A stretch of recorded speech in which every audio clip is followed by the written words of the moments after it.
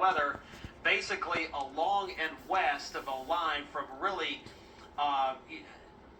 Cecil County westward. Looks like things are just fine for the rest of the state. Northern Caroline County, looking at some storms there, but other than some lingering rain on the backside of the system that we're going to have to deal with later on tonight, the severe weather threat is winding down very quickly. Again, this storm straddling the Delaware-Maryland state line, and the circulation is right between Bohemians Mills and St. Augustine, so you can kind of see where the area of rotation is. There's the shear, and you can see it's between Chesapeake City, so right in that area, right over St. Augustine, and this will be crossing over into Delaware here in the next several minutes, over into Newcastle County. So looks like did another update on the radar, so I want to get a good idea of where it is right now, and it looks like it may be crossing the border right now. It may be imminent, so really it's right on the state line. If you live Old Telegraph Road, you should be in the same place right now.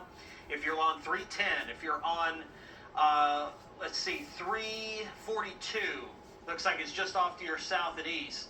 So St. Augustine Road to Old Telegraph Road, really it's going to pass just south of White Swan Lake. Anywhere in that area is where the circulation is right now, as it tracks off to the north and east at about 20 miles per hour. You can see how the bright colors there, the green, the red, the green blowing, winds blowing towards the radar. Radar's down into Sussex County, Delaware, down in the Dover area, and you can see the winds blowing away from the radar, coming out hot, if you will, red. And that counterclockwise rotation is showing the circulation as it's over extreme southeastern portions of Cecil County. And you can see it's still there. As of the latest radar scan, it's still in the vicinity of Chesapeake City.